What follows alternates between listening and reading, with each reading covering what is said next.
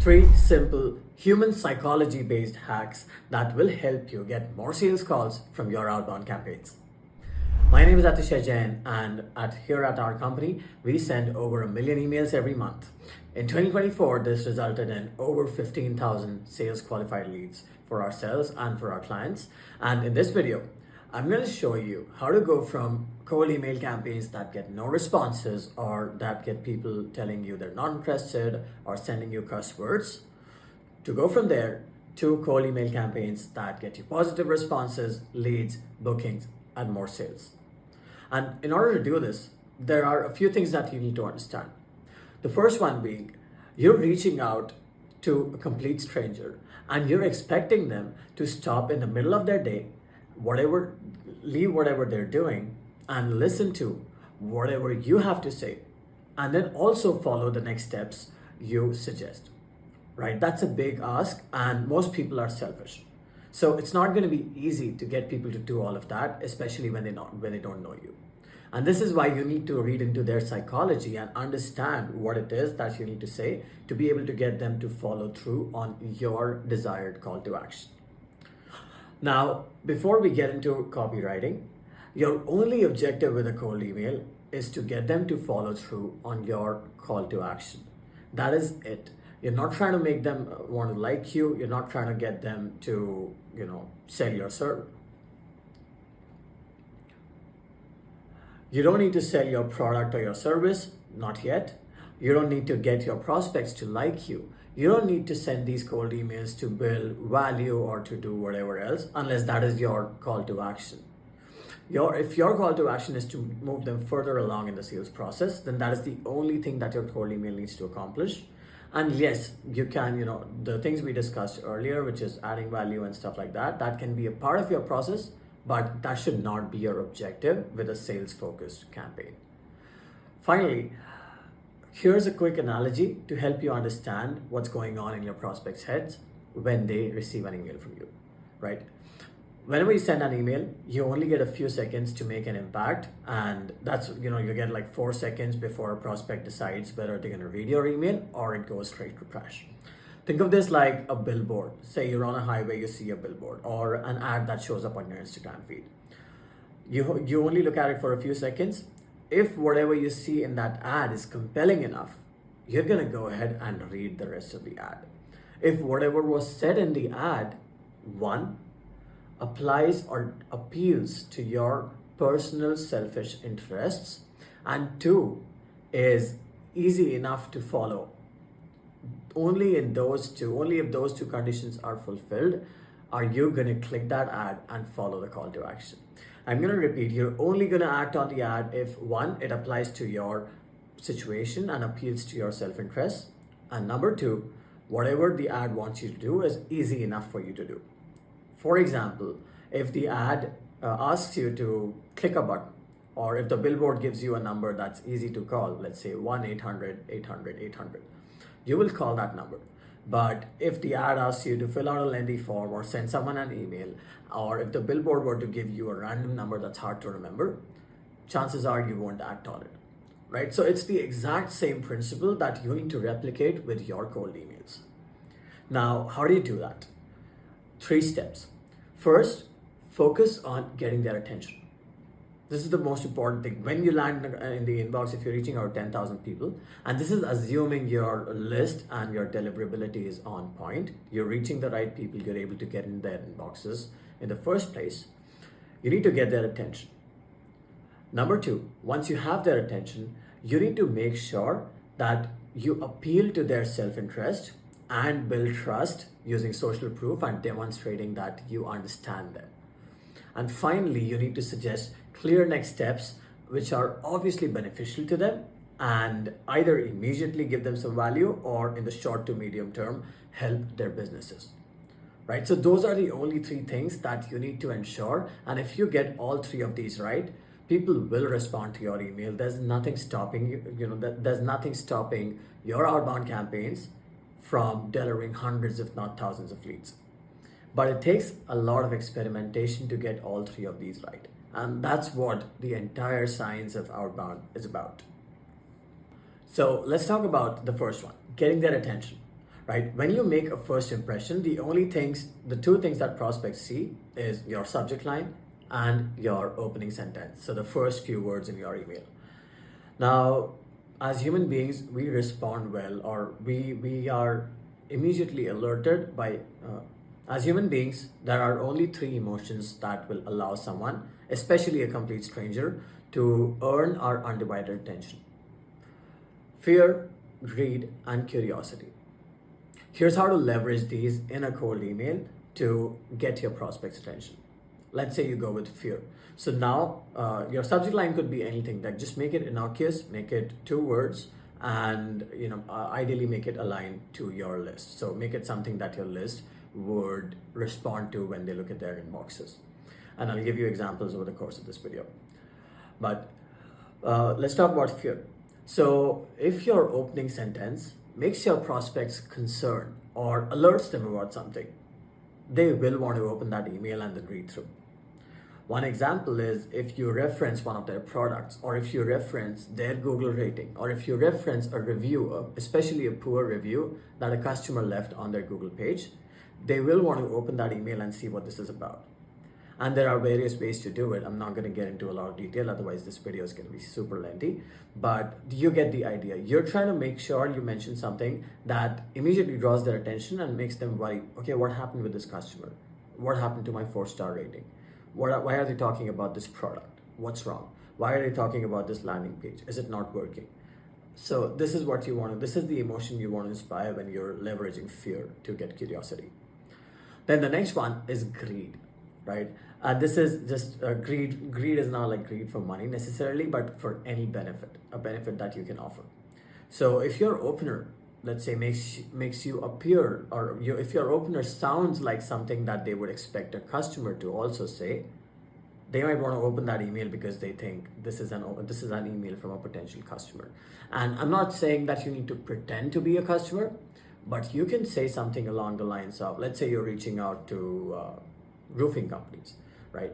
Or you're reaching out to doctors. So your first sentence could say, are you available to take appointments in the next week?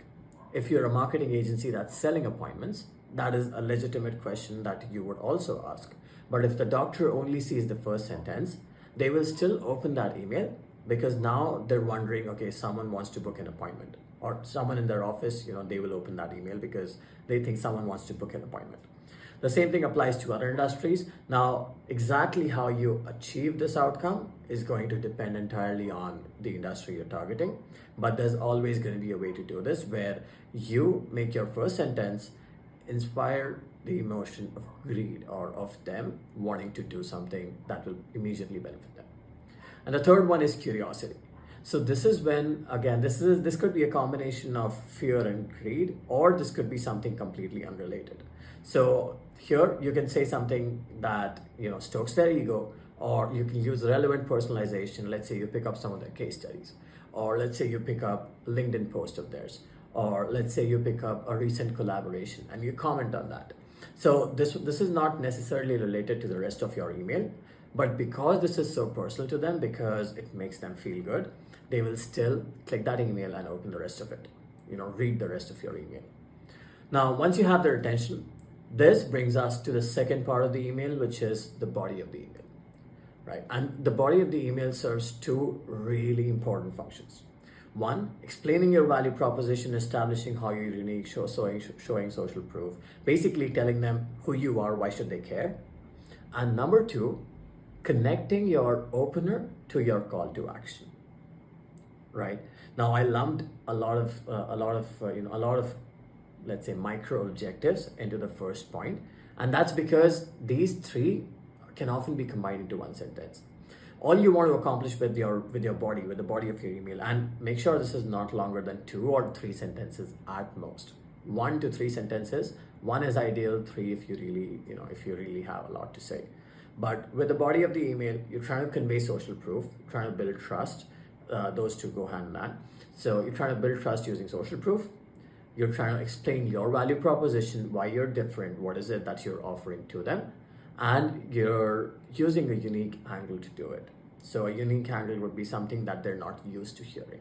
For example, if you're selling leads, or if you're selling marketing services, or if you're selling recruiting solutions, a unique angle would be something other than saying, are you hiring for this role? Or do you need help with marketing? Right? So this is, again, it's hard for me to give you generic guidelines here, because this depends on who you're reaching out to and what it is that you're offering them. But 1 to 3 sentences in the body that summarize social proof, build trust, convey your value, tell them what your USP is, and connect this with your call to action. What do I mean by when I say connect this with your call to action? Your email should, before you ask someone to act on your email, before you ask for a call, before you ask them to reply to your email, before you ask them if you can send them a lead magnet, they need to understand why you want them to do it. And this is proven. Research shows that humans are much more likely to respond positively to a request if you accompany the request with a reason. And there have been bizarre experiments where people would try to cut lines and just say, hi, can I cut this? Hi, can I just get ahead of you? Because, and then they would give something absurd.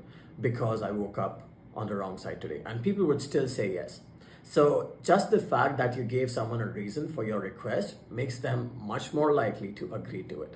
Now, obviously, you don't want to give them bizarre reasons, but what you do want to do is you want to give them a reason. You want to tell them the benefit that they are about to achieve if they listen to you and follow through with your call to action, right? And I'll give you a few examples. So let's say you want them to get on a call with you.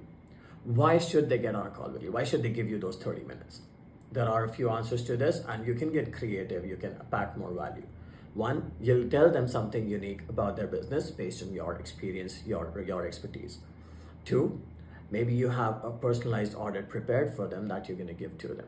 Three, maybe you're going to offer some other sort of value. Maybe you're going to give them a free trial, a demo, whatever the case might be on the call. So if they have something to gain on the call, and it does indeed, like in their head, in the prospect's head, it should make sense. Like whatever you're offering, it should make sense that it requires a call, right? You can't just ask for a call because we need to learn about your business before we can sell to you. No one's gonna walk into a sales call, even though they all know it's a sales call. No one's gonna say yes to a sales call if you call it a sales call. So just disguise it, give them a benefit, tell them that the call is gonna benefit them, and then ask for the call. Similarly, if you're offering a lead magnet, tell them what the lead magnet has helped other people accomplish. If you're inviting them to a community, tell them what's in it for them. What value does the community offer? And so on and so forth. Do not put a call to action in your email without actually selling the call to action. Finally, the third part of the email, which is the call to action or the next steps. This should be clear. This is usually going to be the shortest of these 3 components, but it should be clear. It should suggest exactly what you need them to do.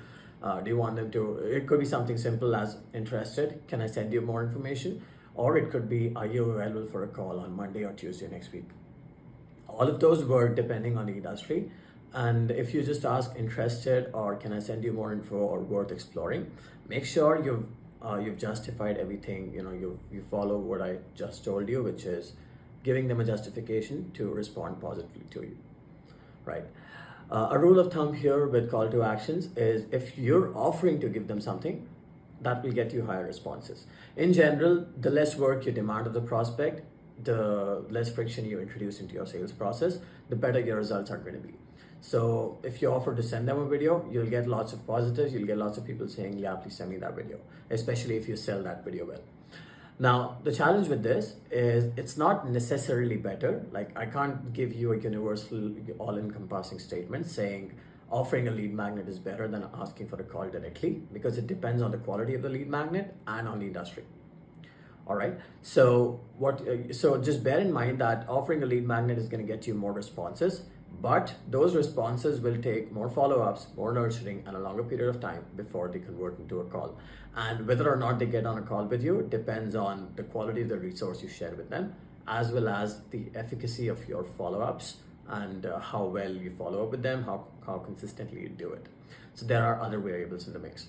Try both of those approaches. Try direct call to actions, try soft call to actions, try offering lead magnets, and see what works the best for your offer and your industry. So hopefully this video is helpful. I broke down to you on a high level the entire framework that we use specifically for our email copywriting. Now, obviously there's a lot more to Outbound beyond copywriting, but this video alone should help you get your fundamentals right and should allow you to write email copy that gets you winning campaigns and that helps you get more clients on the board, generate more revenue, and grow your business. If you have questions or comments, drop them down below, and I'll see you in the next one.